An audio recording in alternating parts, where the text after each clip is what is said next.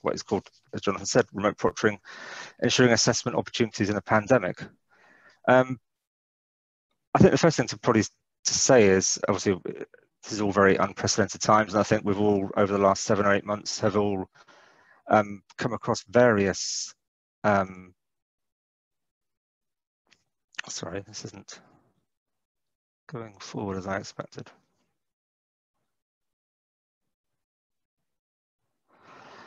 So I think it really is, I know people know who the British Council are, but I think what we're doing on this slide is to try and just show the scale of the challenge that COVID presented to us because of who we are. You know, we operate in 110 countries, 700 locations, 4.5 million exams every year, and that in itself is huge. And what that does, obviously, is give us a huge challenge. So when COVID comes along and says that most of our test centres can't open around the world, our clients and the British Council itself obviously has a huge challenge of how we continue to deliver exams. And to give you an idea of the scale, you know, 80% of our exams were basically stopped. Not overnight, obviously, because obviously the pandemic went across the world, but as we saw this going around the world, you know, country by country, city by city, our exams are being stopped.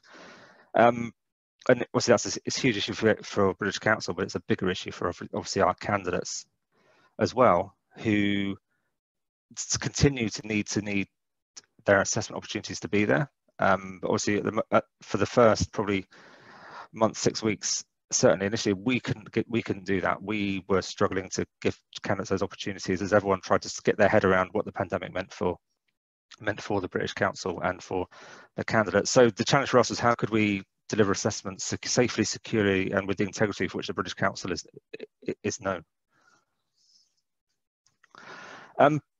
It's dangerous assuming people know what we're talking about when we say remote proctoring or remote invigilation. So really briefly, remote proctoring obviously has been around about 10 years now. I think it was dominant in America. That was always the challenge for the British to try and adopt that, and I think there was always some suspicion of what it meant for us. But you know, in 2020, there'll be 10 million assessments delivered by remote proctoring. By 2025, it's going to be a $2 billion market, probably more actually. I think those figures were from a report only last month, but the market is moving at such a rapid pace.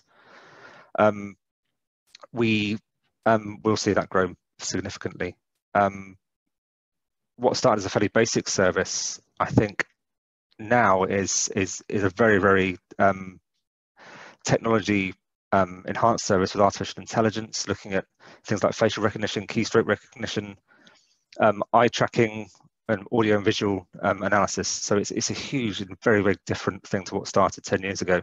And British Council, we've been offering it since 2020.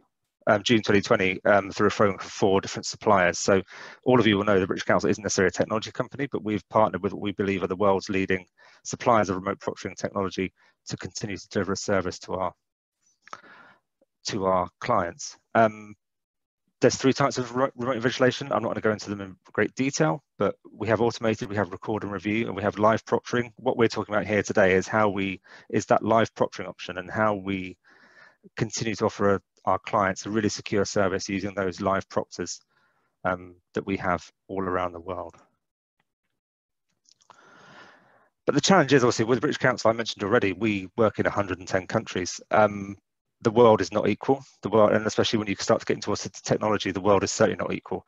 So this slide shows the challenge we had as the British Council. We do a lot of work, obviously, in places like China, in Central Asia, in Southern Asia, and in Africa. And you can see from those figures, remote proctoring will need to be carefully managed, and the client and the technology chosen very carefully to make sure that those people within those countries can still operate and still access education. So that's the challenge. It's not all about Western Europe and North America and Northern Europe. This is about how we deliver a service in a pandemic to places actually where the technology may not be there to support it as smooth as we'd all like.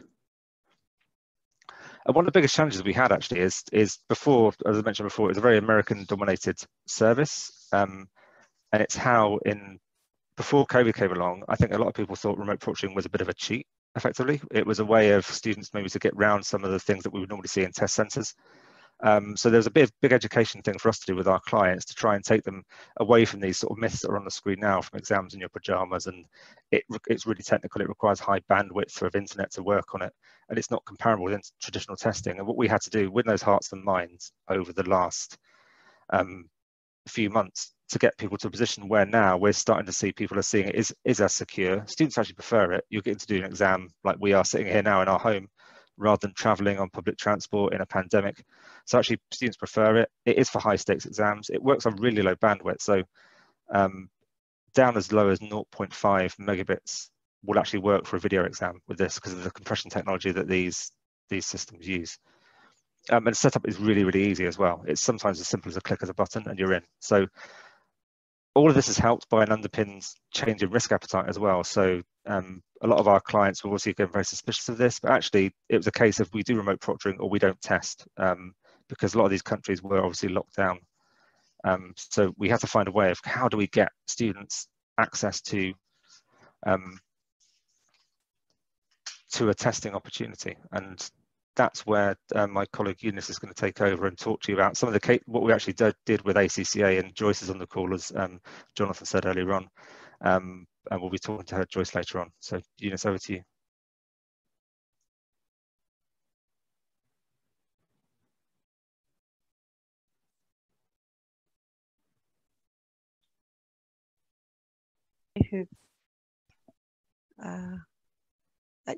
Sorry, I think I was on mute there. As Paul said, perceptions regarding remote proctoring have changed, and we'd like to talk to you about our experience with one of our key clients, ACCA, who've kindly agreed to join us at this session. Just by way of some background, British Council has worked with the ACCA for over 30 years, supporting ACCA with their transition from pen and paper to computer-based testing in over 500 locations in 130 countries worldwide. ACCA now has more than 220,000 members and over 540,000 candidates in 176 countries. So their exam volumes are on a significant scale, clearly. So in mid-April, with the pandemic preventing exam delivery in almost everywhere worldwide, ACCA set the British Council the challenge of launching a secure remote proctoring solution by early June for their foundation exams. These are delivered and invigilated daily by ACCA-approved learning providers worldwide. The solution therefore needed to replicate the normal processes in ACCA-approved learning providers as much as possible, where candidates book, pay, and sit their test in the learning centre. And this process is well established and has been running for a long time and has minimal involvement from ACCA in terms of actual operational delivery. So the British Council solution had to be one that offered a full global service that continued to allow ACCA to entrust test delivery and administration to all their partners with a smooth candidate journey to help candidates prepare for all the requirements of the remote proctoring exam. So our service had to cover all the candidate booking administration, as well as the remote invigilation service using live human proctors. In addition, it had to offer the highest levels of exam security to safeguard against malpractice and content theft. So the solution going clockwise from the top was as follows.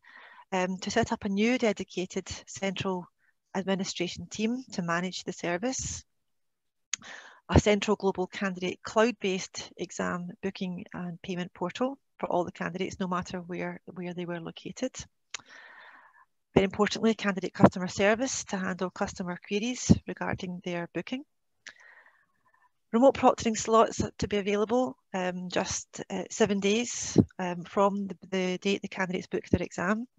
And of course, they can book well beyond that, but this offers a close exam date from booking. And then live invigilation with biometric checks and over 25 different artificial intelligence alerts to support the remote proctor. On all of these alerts are recorded as incidents automatically for action and review later by the test owner, ACCA. And finally, the remote proctoring partner vendor management and compliance with all data security and privacy requirements. And we worked with ACCA daily, minute by minute, and the solution went live 8 weeks later on the 7th of June. So I'll just talk through the actual processes in a bit more detail. So before the test, the FAQs and instructions are issued to candidates by ACCA to explain in detail the full journey and offer full disclosure to the candidates before they embark upon it. So this includes all pre-exam preparations they must carry out, arrangements for special accommodations, what exactly will happen during the exam process, so as to fully manage expectations as much as possible. And this, the importance of this can't be overemphasised.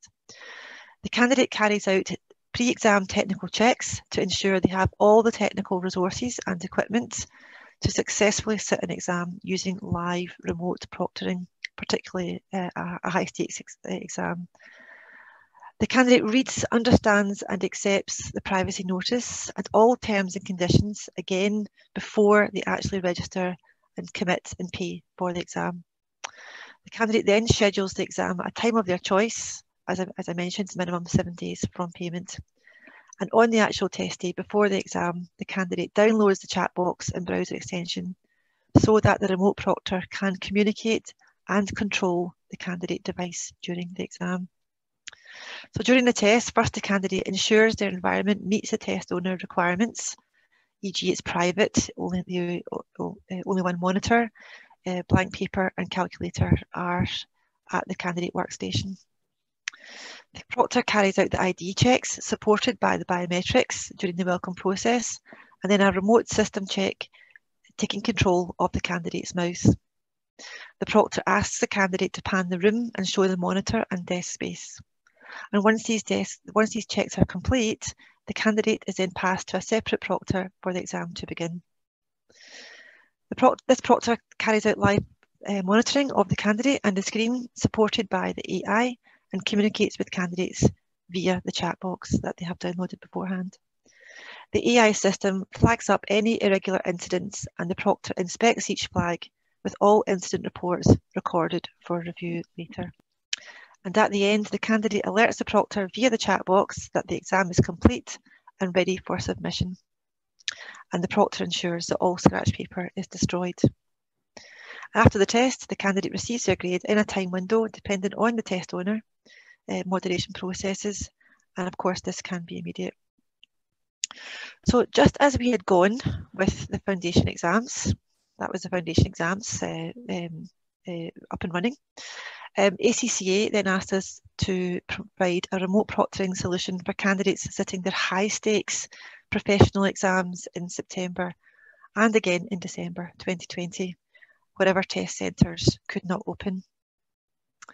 The challenge was for British Council to provide the hubs and invigilation staff this time to deliver the remote proctoring service required to enable up to 30,000 candidates worldwide to sit their exams across 10 days in September, while ensuring the security of the exam process and content.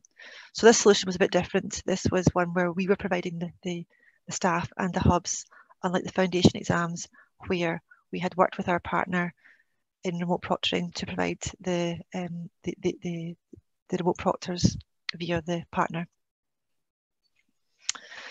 So in summary, from clockwise from the top, our solution for high volume session-based exams included exam delivery across a 15-hour window worldwide across 2 consecutive 5-day sessions, with the hubs operating in shifts to support a global pool of candidates using a follow the sun model from east to west, with candidates starting their exams first in the east. The first hub opened at 1 AM UK time and the last hub closed at 10 PM UK time. The 5 venue hubs had to meet the technical specification, in particular the bandwidth, to provide the required capacity. And these hubs were in, from east to west, Malaysia, Dubai, India, UK, and over in the west in Trinidad. We had to provide at least 220 trained remote proctors and greeters, as well as supervisors and schedulers across these 5 global locations, with capacity planning to allow the remote proctoring system to offer candidates exam start slots every 15 minutes. The greeters carried out one-to-one identification and candidate room checks, then passing the candidates into the cloud-based ProctorU. With live remote proctoring and incident reporting of groups of candidates through the video streaming and, again, live chat support. So all of the above is brought alive in the following video of one of our hubs in Dubai.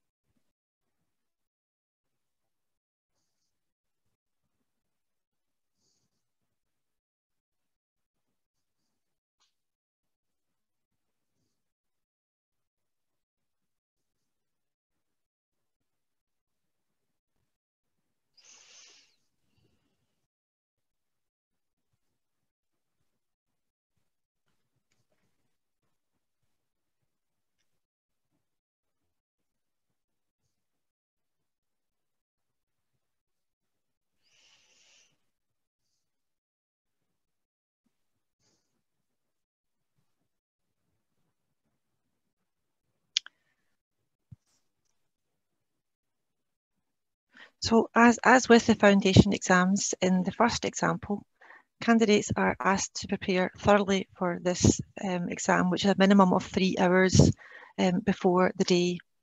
And the diagram below depicts the journey on the exam day, showing the role of the British Council. So again, the candidates register for the exams directly with ACCA prior to the exam session, at which point they again agree to ACCA's terms and conditions and all exam regulations. Again, candidates ensure they have the technical resources, the secure room and the reliable internet connection, a secure browser, a general purpose webcam and a microphone. Again, candidates run a system check prior to the session to ensure their equipment meets the minimum specifications to ensure the successful running of a live proctored 3-hour exam. They can access their begin exam button 30 minutes prior to and up to 15 minutes after their scheduled appointment time. But it's not an on-demand exam. They have that's their start and end slots for them to secure their live proctored appointment. When they launch the application, candidates begin the self-check-in where they upload images of their identification, a headshot and photos of their room. All candidates are placed in a greeter queue. The greeter will pull the candidates from the queue to validate their check-in process, and the solution will then biometric artificial AI identity check, to verify a candidate's ID. And if the candidate's ID and photos of their room are acceptable, then the greeter will release the candidate exam into the ProctorU. If the AI is unable to approve the candidate images, the greeter will either approve the candidate's uploads or request that they adjust their workspace or take their photographs again. And in some cases, the candidate will bypass the AI check, for example, if the candidate is a minor, or if the candidate has chosen to opt out of the AI verification. And after the candidate's images are approved, their exam will launch. They will see a welcome screen, sign their non-disclosure agreement, and then begin the exam. And proctors then supervise the candidates during the testing session, again communicating via live chat with candidates if needed.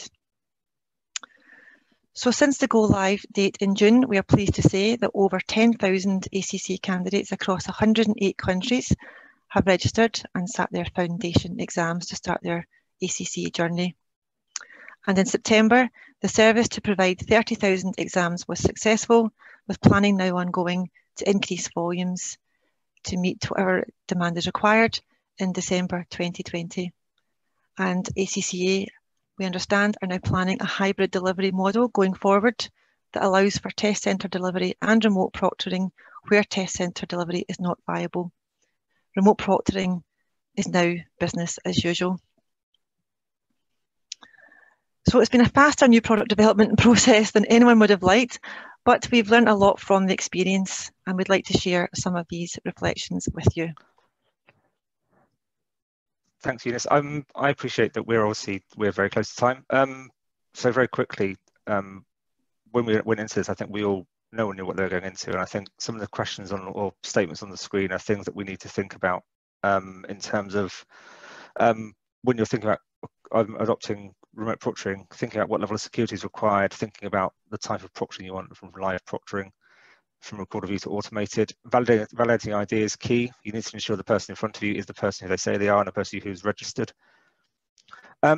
You can do high volume. I think there's an expectation you can only do smaller volumes going through. We've proven you can do high volumes in a very, very quick and efficient manner.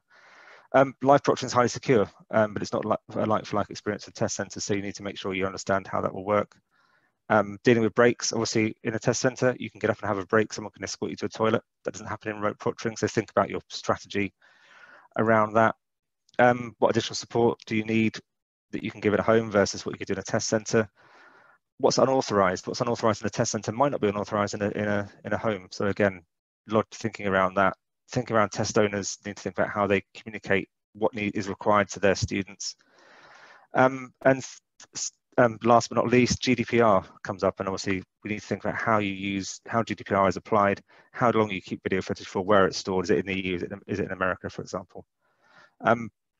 And finally, remote proctoring is here to stay. I think, as Eunice said, it's not just a pandemic response. It's part of an integral hybrid solution of what we're doing as a British Council and what other people are doing around the world. So here to stay, get used to it, I think is the polite way of putting it. And it will become part of what we do every day. That's the Q&A. Jonathan, I'm not sure how you want to run this, if you've got questions or... We have a whole load of questions that have come through during your session. People seem very interested in this. Thanks again, by the way, for that presentation. I found it very, very helpful. I've read a lot about remote proctoring, but the little ins and outs were very interesting to know. I'll start straight away from a question from Kyle. Paul, you mentioned at the start, students now prefer it. And Kyle's question is this despite the creepiness that Luke Harding spoke of yesterday, or was that not an issue? I think there's a lot in the media, I think is probably to say, about how people perceive the idea of someone looking into your home right now. I think you're looking into my home right now and you can see my books and things and everything else. But I don't think I think you need to get over it. It's a mindset change, I think. I don't think it's creepy if you want it to be creepy, I would say. I think if you read too much in the media, I think you'll find a reason to make it creepy as well. I think if people are comfortable with it, I think now people are comfortable doing Zoom calls, people are used to doing Teams calls as part of work, and a lot of what ACCA are doing, for example, is professional people. So they're adults. These people are used to doing these sort of things already. So I think there's a very different discussion to have when it's people under 18, which we do for ACCA, and there's a different approach there slightly, but not really. It's not creepy. And I think Joyce, who's on the call, if I can ask her to answer it, I think, what feedback have you had from your candidates, Joyce, in terms of, obviously they see it as it's a big benefit to remote proctoring, I guess, isn't it?